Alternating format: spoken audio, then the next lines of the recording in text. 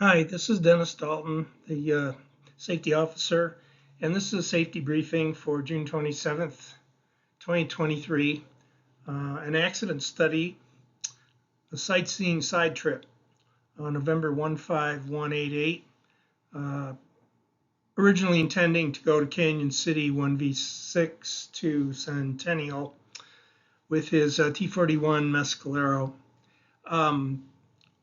A lot of people came up to me last month and had some great suggestions for me. I had done the mountain flying safety meeting that kind of covered a lot of the areas that are in the mountain flying written test for the club. And I mean, people like Scott Oatman had some suggestions, good suggestions for me. And some other people came up and were very interested in having a discussion about this accident. Because it was recent, which is May 6th, and secondly, it was local, and thirdly, because it was a T-41B. So not drawing any conclusions, but hoping to at least make this a presentation where people can have some discussion and input into this. And so I'll do the best I can at this canned presentation. It's mostly going to be my side of it. I mostly don't have too many conclusions, but have delved into it as much as I could. So it was a planned 70-mile flight from Centennial to Centennial with a side diversion into the hills just east of Phantom Canyon Road. It ended in a fatal crash on the morning of May 6th, 2023. This is the actual plane. The tail number is back here by the arrow. Oh, wait a minute. You can't see an arrow. Let me do. Here we go. Right here. I met Bruce Claremont, who owns this, who's a pilot. That's this gentleman here, and he had stopped at Spanish Peaks for Victor 1, and I was there, and so I really he did it was such a great restoration job on this plane, and I took a picture of it, and that's where this is from. Of course, KRDO channel 13 aired this picture. Now there's 5 people in here, although this is Bruce, the pilot. I know this gentleman. I don't know any of these people, but I know this gentleman, in looking at other pictures, was definitely one of the other passengers on that day, and I think she was too. And I'm not sure which one of these two was not there. And again, this is from Channel 13's post-crash thing that they had online. There's 2 reasons I wanted to show this. One was because when we're talking about the weight and who was in the plane, I thought this was maybe more explanatory by showing the picture. The other is to make it a more personal situation, since it could happen to anyone, and it wasn't just, that everybody is it could be a person next door. You just don't know. So that was my 2 reasons for showing that. So the NTSB's preliminary report is pretty boilerplate. I can read through this just to give you an idea of what they said on May 6th about 10 o'clock Mountain Daylight Time. 15188 was destroyed when it was involved in an accident near Victor. The pilot and 3 passengers were fatally injured. The airplane was operated at Title 14 Code of Federal Regulations, Part 91. According to the airport manager, they departed Fremont about 9:20 with an intended destination of Centennial. Later in the day, they notified local authorities the flight was overdue. Accident sites subsequently located in a mountainous terrain early the following morning. There are more parts to this that I will show off and on here. From Google Maps, of course, departing Fremont County, flying directly north towards Pikes Peak. This picture, both of these pictures, of course, with this being a sectional, and the Google Maps are north is up. Of course, Fremont County is down here. and route more than likely Phantom Canyon Road off of here, which is 67, is right up in right here, and they probably had sight of that they could see. This was the GPS coordinates, although they were digital, and I just made them degrees and minutes so I could find it. And that's where I put this this little balloon on there. But that's from them at the NTSB. I didn't put one on here, although you can see it's under the airburst MOA. And of course, right here, what you can see is 115, which goes right between the restricted area at Fort Carson and the MOA, and is the generally preferred route for people going from Fremont County into Colorado Springs and then subsequently possibly to Centennial. Now, again, this is all conjecture. Whether I'm sure he wasn't lost. I'm sure he knew exactly what he was planning to do, which was to do a small sightseeing diversion. Now, how far in he was planning on going and whether he's going to back out or try and cut over, I don't know. The area right here next to the road, where most of you know, is around 60. You can see it right here. It's 6. Wow, that's small. That's a 6,000 feet. Yeah, it's around 6,200 right in here. And we'll talk about the elevation at the airport also in a minute here. Okay, now this is a close-up from Google Maps on the left, and this is even a further close-up on the right. I'll read this briefly. The accident site was located in mountainous terrain about 15 miles north of the departure airport. The airplane impacted trees and terrain on an approximate 300-degree heading. 300 degrees, if this is north, would be about like this. And there's other conjecture we can have from that. Phantom Canyon Road is off of this picture, probably off the screen here. It's way over here. I don't have an exact mile measurement of this picture. The right wing was separated near the root and was suspended in a tree about 35 feet southeast of the site, meaning crash site. The main wreckage consisted of fuselage, left wing, empennage engine, and propeller. The airplane came to rest inverted, and a post-impact fire ensued. A majority of the fuselage from the cockpit to the aft fuselage was consumed. I think I would have that up for discussion then, whether or not, as you can see in here, whether he was flying up the middle, whether he was probably not wanting to fly over the hill, but maybe he was in the middle of a turnaround, and when he hit the ground, he was heading 300, which means he didn't complete a turn this way. Or he could have been, it's hard to say, so you just don't know. Those would be some of the discussions and some of the things that could be talked about at the meeting exactly, as opposed to here, but it's something to consider. So as always, they have the weather report, and the closest one was Butts, which was 16 nautical miles, east of the crash site. We talked about that last month, that, when everybody says, well, you need to avail yourself of all weather reports and all this thing, and really the weather reports don't really give you the big picture.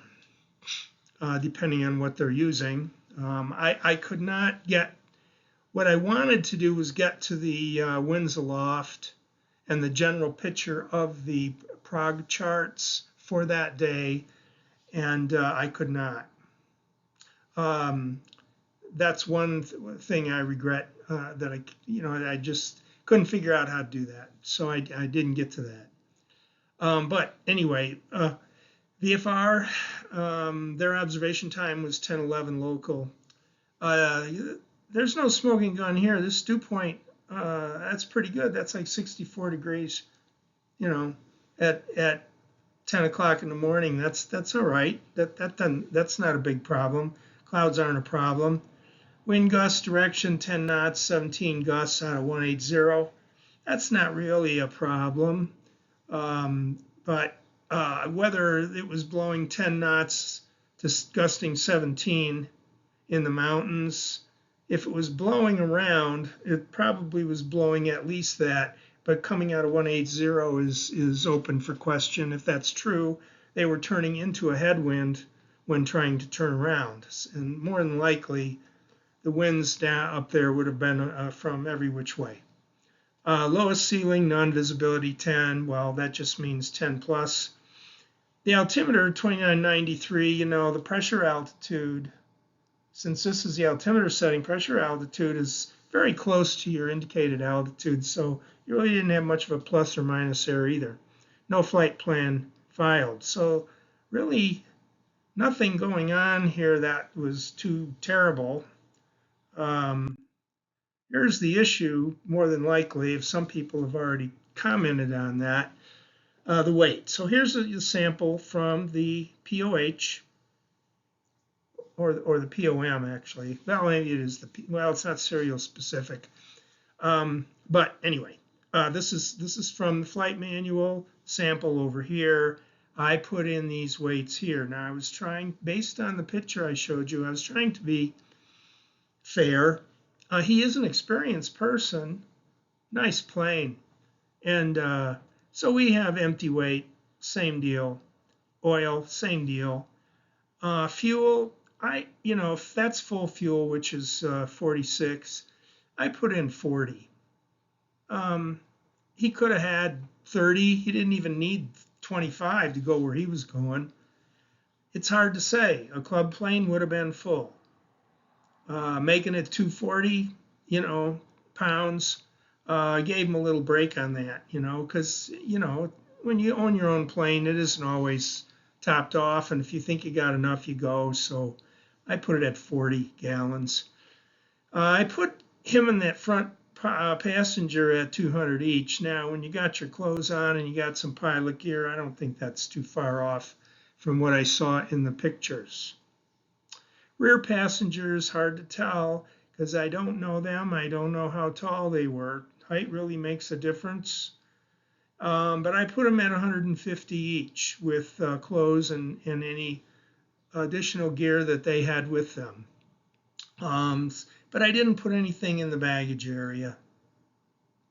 And that came out to, maybe about 75 pounds less than gross at 103.1. So you're going to be right up around here, which there's nothing wrong with that. Depending on what you're going to do, you're not going to do aerobatics up there.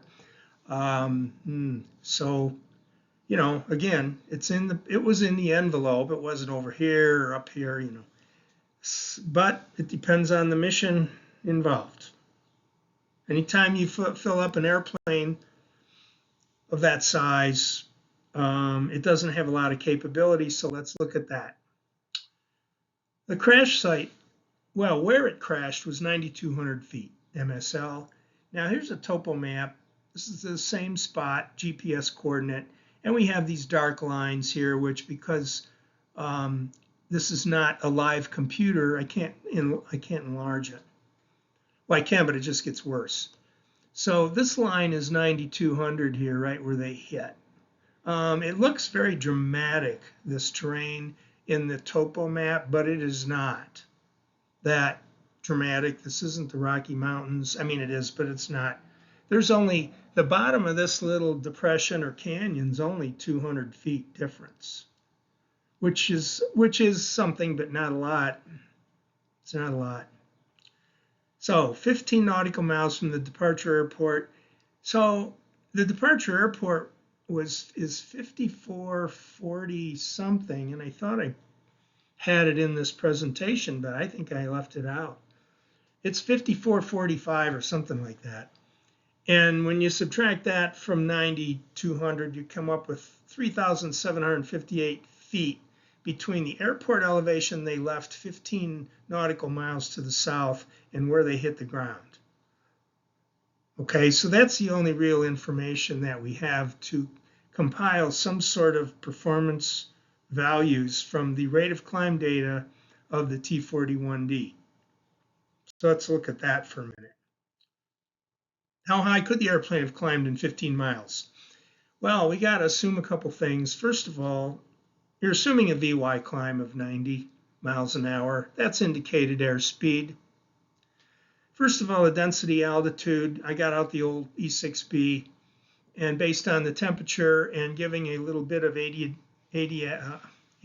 rate decrease, it still would have been of about 11,000 foot density altitude. Okay, so using the chart here, here's 10, here's 15. So of course we have to do interpolation to decrease the rate of climb at 11,000 feet. So we have 420 at 10 and 190 at 15. So of course, you take 10 from 15 is 5, and then you have to take, you have the 420 and 190, so you have to subtract that, divide it by 5, and then add 1 of those fifths to it, and or apply it, not add it. Okay, so with interpolation, we would have decreased our rate of climb by 44 feet per minute because at 11,000 feet. Okay, and 30 degrees above standard, it could have been 20 degrees above standard, it's hard to say. I left it at 30. It would decrease by a rate of about 60 feet per minute. Now that's down here in number 3. For hotter weather, decreased rate of climb. Man, I can hardly read that. I think it's 10 degrees for each, 20 foot per minute for each 10 degrees Fahrenheit above standard, and standard being 23. And we were probably in the, mid-high 50s temperature. And again, those aren't bad temperatures, but you add all this stuff together and it was a little bit of a problem. That would mean the aircraft would have had a climb capability of 320 feet a minute, which is what it says under my head, and not 420 at 10,000 at this low of a temperature, and not 15,000 at that temperature. Okay, the interpolation made it 320 feet. Climb rate, that's what you could have expected. If you were steadily paying attention and trying to climb at 90 miles an hour indicated airspeed. What would have been their actual climb ability? This interesting little chart over here is a gradient to rate table. Now, this is for IFR flying and not used much anymore by anybody, but before GPS, when you had NDB approaches and VOR approaches, non-precision approaches, and you had a fixed ground speed that you knew you had, you could get a good estimation of how much of a climb or descent in feet per mile. So I needed a couple values in order to use this backwards for what we are doing today. First of all, you have feet, you have the ground speed up here. This is the rate of climb, and this is going to be feet per nautical mile. So you notice I put a little magenta box outside the 250. Well, I had two values here I knew about. I had 3,758 feet, and I had 15 miles. So I had an altitude gain, and I had a distance. So now I had to figure out, well, how fast would I be climbing to do this much altitude gain in 15 miles? That's what this table will tell you. It doesn't tell you exactly. It tells you based on what you think your ground speed is, which is wind. And so what I did then was using the table, I just kept working the numbers until I came up with the answer and then worked backwards. In other words, I wanted to get to 3,758. So I got out to 3,750 with the 15 miles, but it was going to be 250 feet per nautical mile. So at 250 feet per nautical mile, my rate of climb could have been 313, 375, or 417. Now, so 313 to 375. Well, I said we looked at that climb chart and it was 320. Well, interpolating between those two numbers is a ground speed of probably 78. There's 75 and there's 90. So that's how I came up with that, to try and reconstruct maybe if that was the ground speed, was the wind accurate enough? Well, they didn't have a whole lot of latitude. These guys had a lot of weight.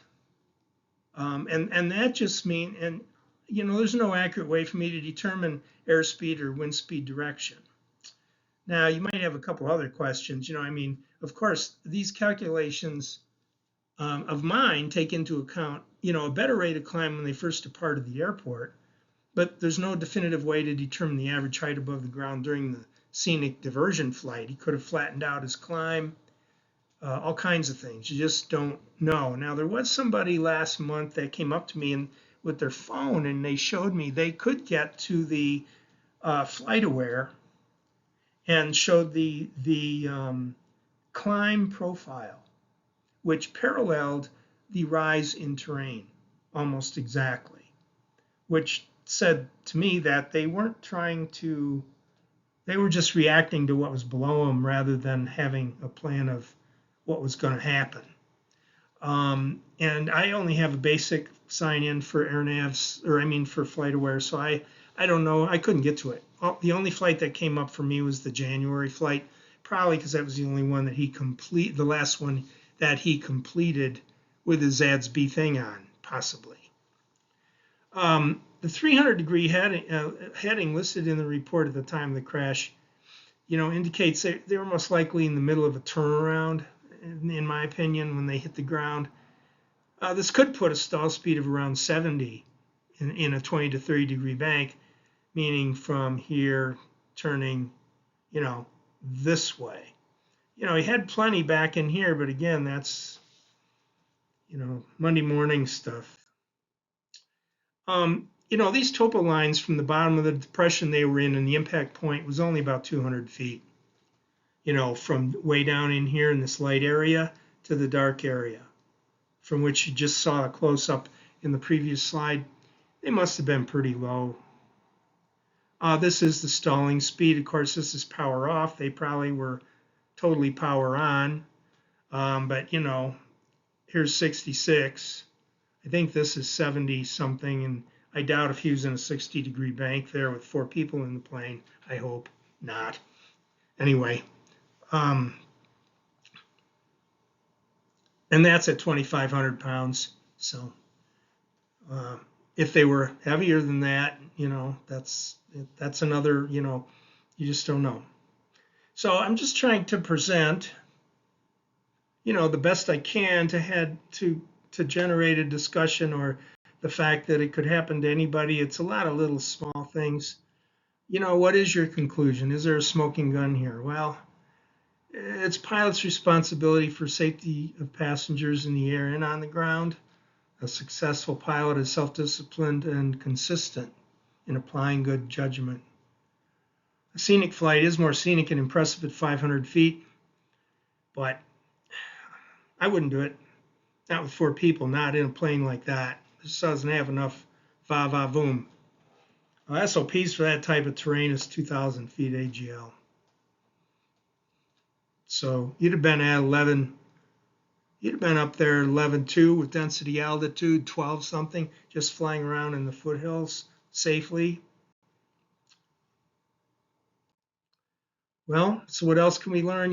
Passengers and aviation professionals rely on pilots to make the right decisions.